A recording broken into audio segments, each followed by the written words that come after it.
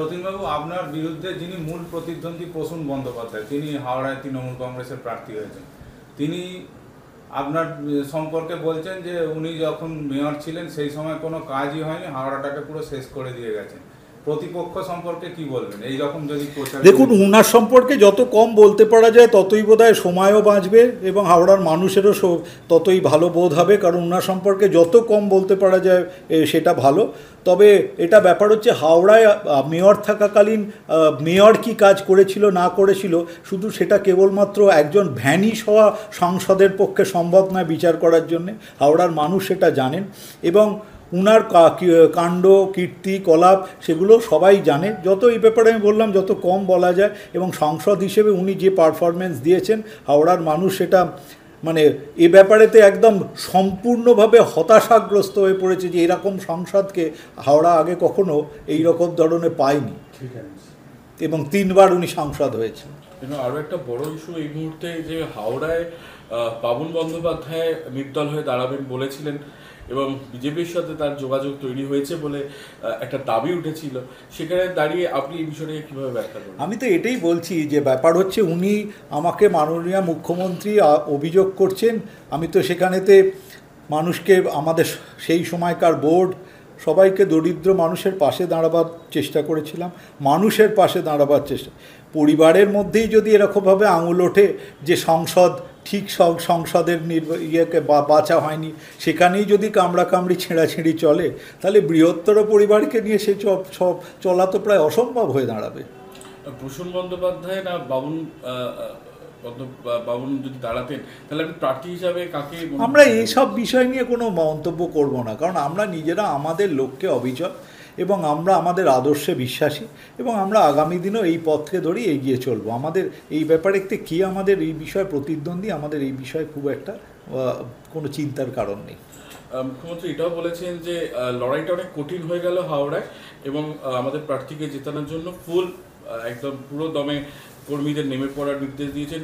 চ্যালেঞ্জটা কি খুব কঠিন হবে? মানে মুখ্যমন্ত্রী প্রথম থেকেই স্বীকার করে নিচ্ছেন যে উনি ভীষণ একটা কঠিন লড়াইয়ের মধ্যে পড়ে গেছে, সেটা উনার মনে হচ্ছে। আমাদের কাছে এটাই বিশ্বাস যে আমরা যে কাজ করে এসেছি, আমি ব্যক্তিগতভাবে যে কাজ করে এসেছি, আমরা পরিবার যেভাবে মানুষকে পাশে সারা জীবন দাঁড়িয়েছে, আমরা মানুষের আশীর্বাদই প্রার্থনা করি, এর থেকে বেশি আমার বলার কিছু নেই। এবং এই চ্যানেলের মাধ্যমে আমি হাওড়ার প্রত্যেক সুনাগরিকের কাছে তাদের আশীর্বাদ প্রার্থনা করলাম। আরেকটা জিনিসে একটু আগে আপনি বলছিলেন নিয়োগ দুর্নীতি পুরসভার কথা, এই ইস্যুটাকে সামনে রেখে আগামী দিনে হাওড়ায় প্রচারেরও একটা ভাবনা রয়েছে তৃণমূলের, এই চ্যালেঞ্জটা কিভাবে সামলাবেন? বা হাওড়ায় তো পুরো নির্বাচনই করতে পারলো না বিগত 10 বছর ধরে।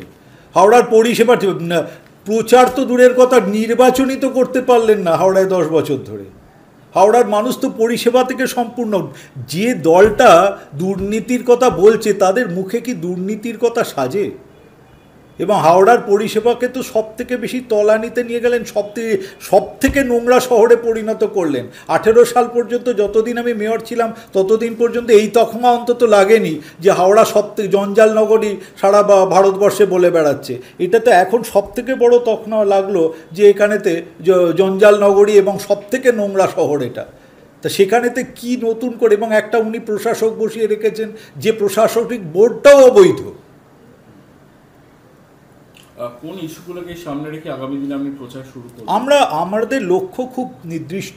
আমাদের লক্ষ্য হচ্ছে হাওড়ার ডেভেলপমেন্ট। হাওড়ার মানুষ সব সময় বঞ্চনার শিকার হয়েছে। হাওড়ার মানুষের জন্য সত্যি কথা বলতে কি নবান্ন আসা সত্ত্বেও কিচ্ছু হাওড়ার মানুষের করা হয়নি।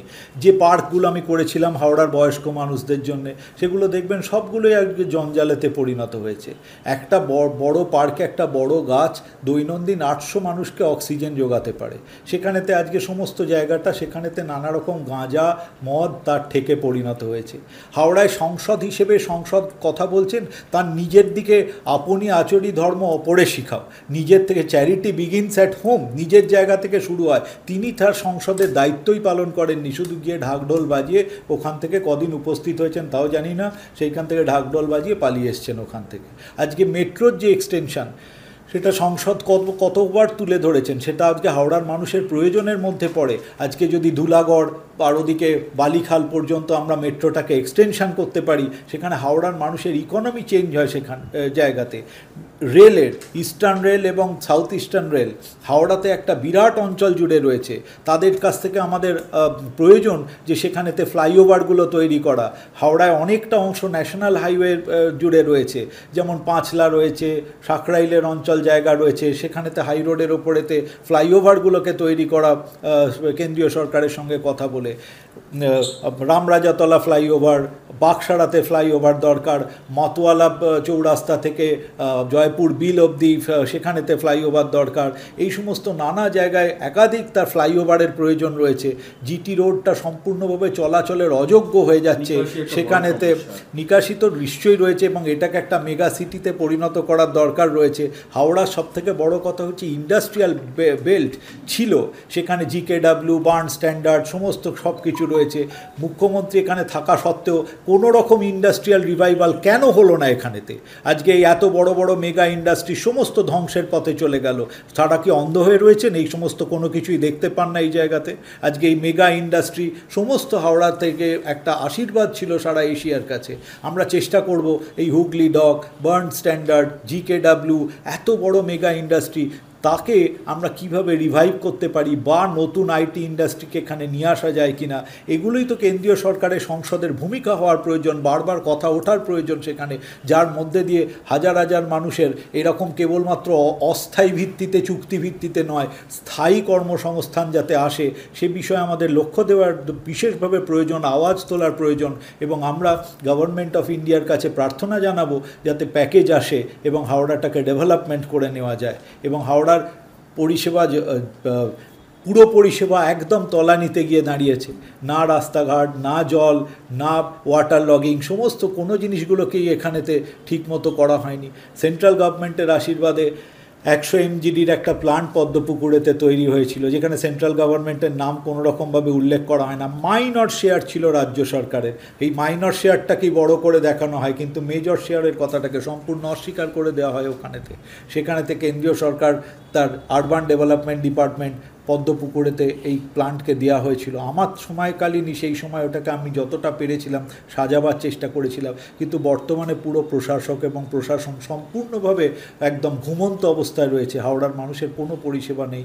আমি মনে হয় আসল দৃষ্টির দিক থেকে সরানোর জন্যে এই রকম ধরনের একটা অর্বাচীন কমেন্ট। তবে আমি বিশ্বাস রাখি মানুষের ওপরে, হাওড়া সুনাগরিকদের ওপরেতে, এবং তারা জানেন কোনটা এখন হচ্ছে টেকনোলজি, ইনফরমেশন টেকনোলজির যুগ। আমি একদম ওপেনলি জানাচ্ছি, যা দরকার মানুষ ইনফরমেশান টেকনোলজি দিয়ে, রাইট অফ ইনফরমেশান অ্যাক্ট দিয়ে সমস্ত কিছু জানতে পারবেন এবং এসব গুলিয়ে দেওয়ার পদ্ধতিতে কিচ্ছু হবে না।